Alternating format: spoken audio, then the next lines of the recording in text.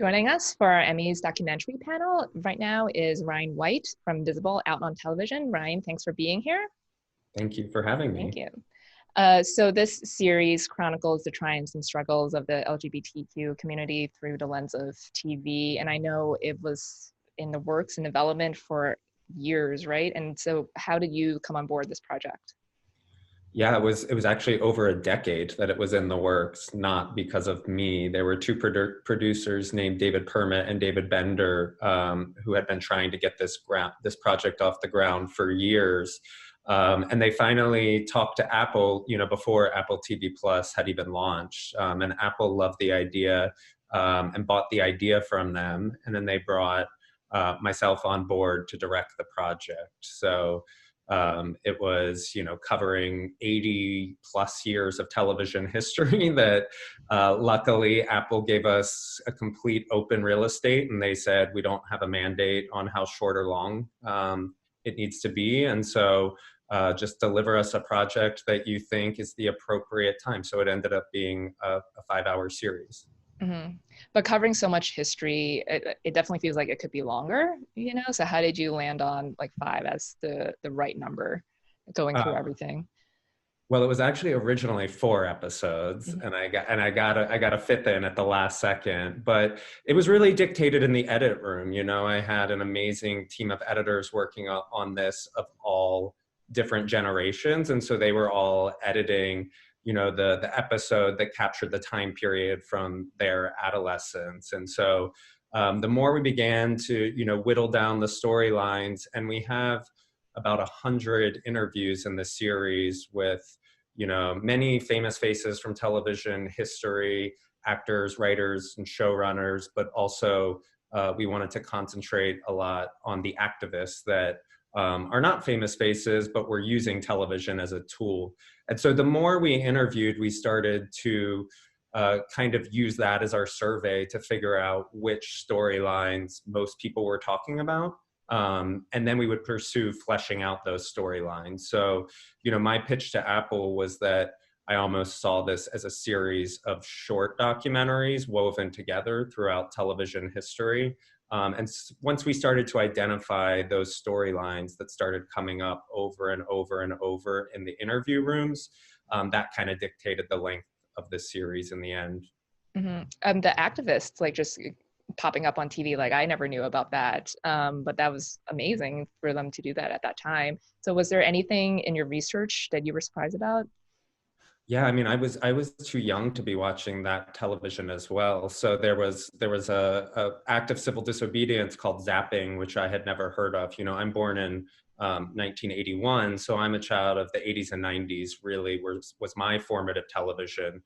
But in the 70s, especially, LGBTQ activists were taking major risks. They were literally putting themselves on live television. So we interviewed a couple activists who stormed live news. One was the Today Show with Barbara Walters, and one was Walter Cronkite's Evening News, where an activist named Mark Siegel would sneak his way into 30 Rock like a spy, and sleep in a janitor's closet overnight. And then while Walter Cronkite was reading the nightly news, would storm in front of the camera and interrupt live television for maybe 6 or 7 seconds till the live feed would go black. And so you have to remember, like, tens of millions of people were tuning in to that evening news. At that time, there were only 4 television stations. And so that type of interruption really started a dialogue around the country,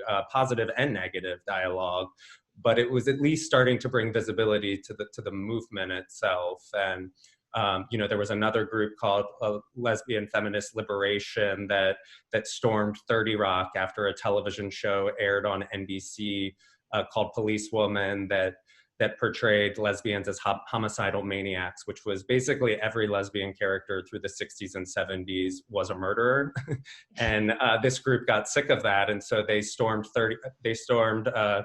Rockefeller Center, sat in NBC until NBC agreed to have a meeting with them. And out of that meeting, a television movie called A Question of Love got greenlit, which is seen as one of the first realistic and authentic portrayals of lesbians on television, which was a TV movie starring Jenna Rollins and Jane Alexander, who were huge movie stars at the time. So it's really a tribute to those activists as well that were forcing television to change. Mm-hmm. Well, on the other end, there's some very well-known stories like Ellen DeGeneres coming out and Pedro from the Real World.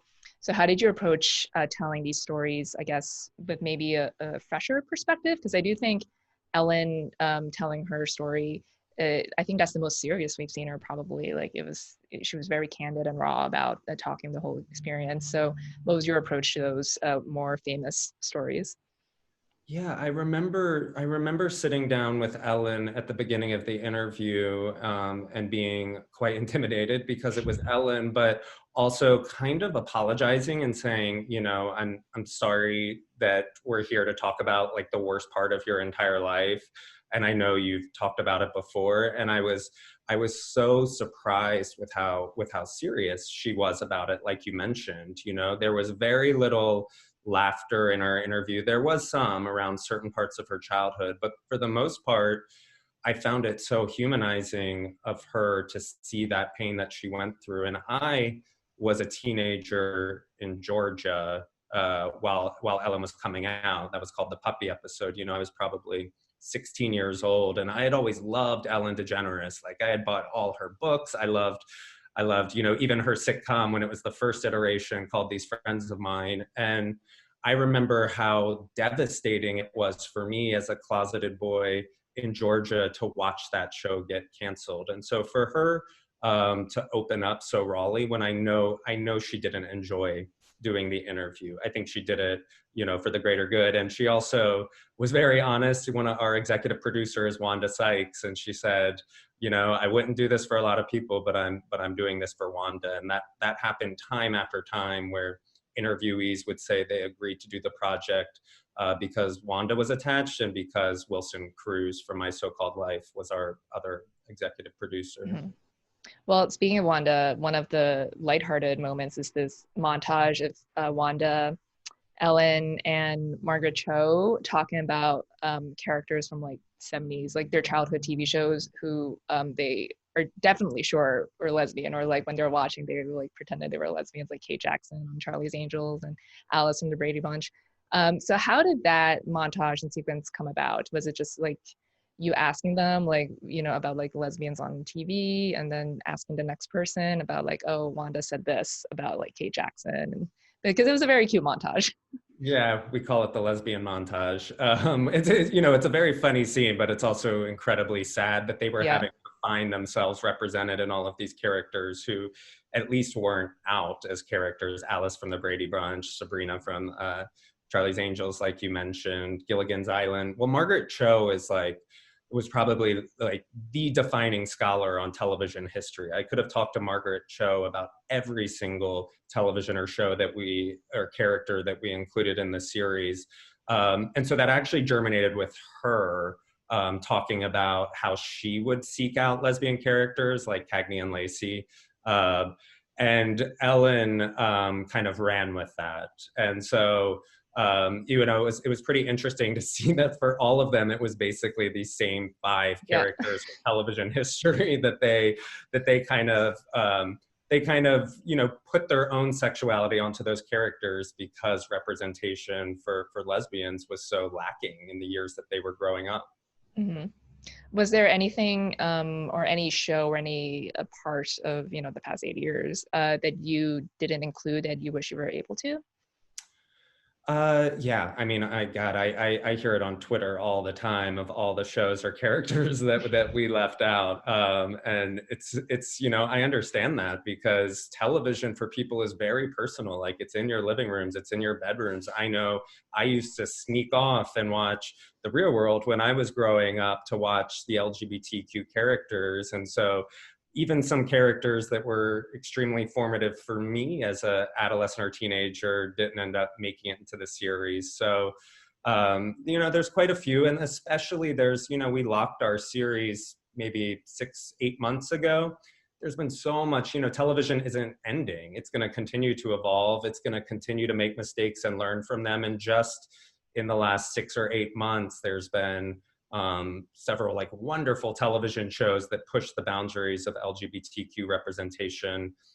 One that comes to mind is Feel Good, starring Mae Martin on Netflix. But the one we sneaked in at the very end, thankfully, was Special, starring Ryan O'Connell. Ryan O'Connell was our last interviewee, you know, and he's the creator and everything on the show Special, about, you know, a gay man living with disability as well, which I think is, you know, a really boundary, groundbreaking, pushing show that's on Netflix right now and just got a season 2. Mm-hmm. Well, I mean, the show definitely shows how important TV was in shaping, shepherding LGBTQ representation and conversations on TV, but it also shows like it's not perfect. Like a lot of these shows and characters are products of their time, and you guys touch on that too. And sometimes it feels like it's one step forward, 2 steps back. So what do you think is the next step for better LGBTQ representation on TV? Yeah, I'm glad you said that, because I get really frustrated when our series is described as a love letter to television, when I'm like, if you really look at this with a microscopic lens, almost every other story is about how detrimental television was to people's identities. And so we were very careful about it not being, you know, a victory lap, like we've reached the finish line. And you know, the LGBTQ spectrum is as diverse as any demographic can be, and there are so many parts of that community that are completely underrepresented on television. I mean, Pose is clearly such a milestone, with 5 trans women of color as the stars, and people like Janet Mock, you know, who's the writer director, being the first trans woman in a writer's room and the first trans woman of color to direct an episode of television. But I think we need to see a lot of more of that, especially trans masculine, trans men are still virtually non-existent on television. So I still think there's a lot more work to be done, and it's not time to be patting ourselves on the back. Right. And then in like maybe another 10 years, we'll do Visible Part 2. And hopefully there'll be a lot more better things to talk about there. I hope so. Yeah, I never saw the series as having an ending. I felt like it was more of an ellipsis ending than a period. So I think it is an anthology that hopefully, for as long as television exists, whatever television means these days, could continue to be added to. Mm-hmm. Well, Ryan, thank you so much. It was great speaking with you.